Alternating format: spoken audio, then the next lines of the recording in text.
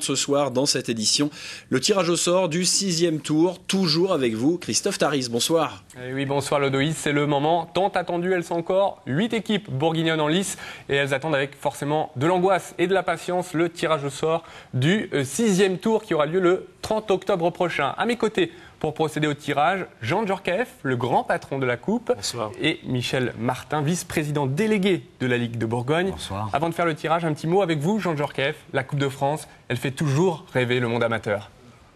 Non seulement le monde amateur, mais aussi le monde professionnel. Il faut reconnaître que mais c'est vrai qu'au départ, c'est formidable. C'est déjà le départ de la Coupe de France, à savoir que les petits rêvent toujours d'aller très loin, et donc c'est ça qui est formidable. Donc important.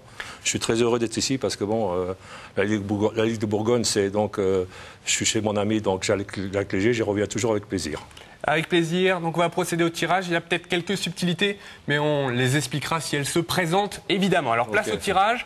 Jean Djorkaeff, à vous l'honneur pour la première boule. On mélange bien sûr, Voilà. qu'il n'y ait pas de problème. Le premier nom, Louan Cuiseau.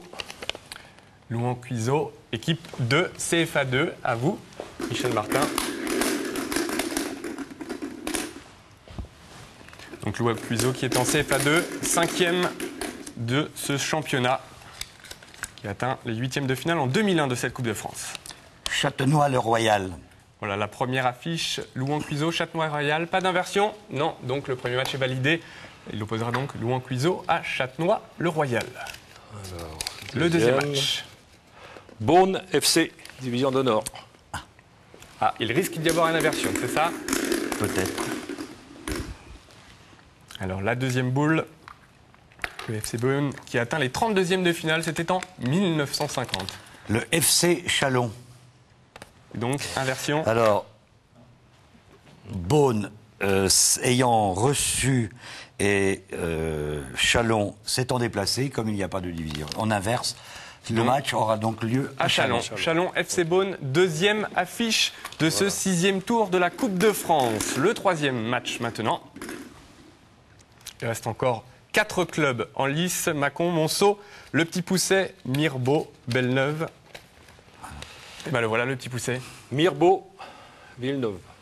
Qui évolue en promotion d'honneur, soit la 7e division du football français. Là aussi, il y aura peut-être une inversion. Non. FC Monceau-Bourgogne. Comme il y a 2 divisions d'écart, il n'y a pas de... Il n'y a pas d'inversion. Donc le Petit Pousset, Mirbeau-Belleneuve sera opposé au FC Monceau. On se souvient tous du parcours de Monceau en 2007, demi-finaliste de cette Coupe de France. Le dernier match, maintenant. L'avant-dernière équipe. Mâconnais, UF Mâconnais. J'ai plus de choix.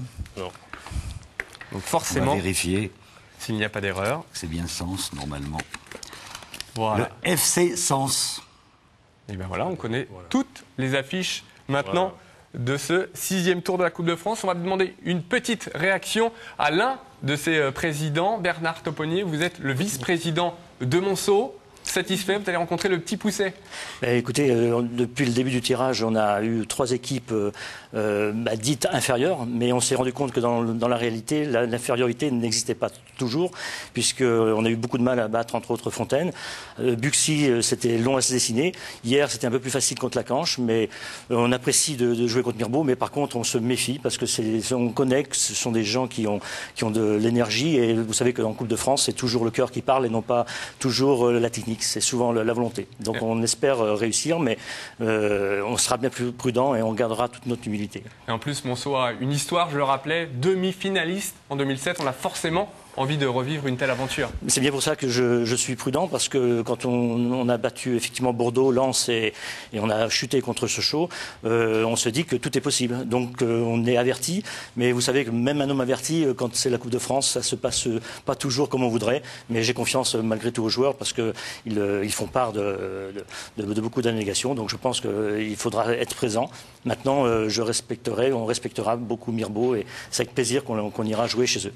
Merci. Alors on va faire un récapitulatif donc de ces matchs. 6e tour, Lyon-Cuiseaux recevra Châtenois-le-Royal. Chalon sera face à Beaune. Le Petit Pousset Mirbeau, vous l'avez entendu, sera opposé au FC Monceau. Enfin, Mâcon recevra Sens. Ça sera donc le 6e tour et ça sera le 30 octobre. Les deux autres clubs de la région, Dijon et Auxerre, entreront eux dans 3 tours et ça sera peut-être face à un de ces rescapés bourguignons. Voilà le Dois. C'est 14h30. Match à 14h30, voilà pour la précision pour tous les spectateurs. Et résumé et compte rendu dans le 19-20 Sport, bien sûr, sur France 3 Bourgogne-le Dois.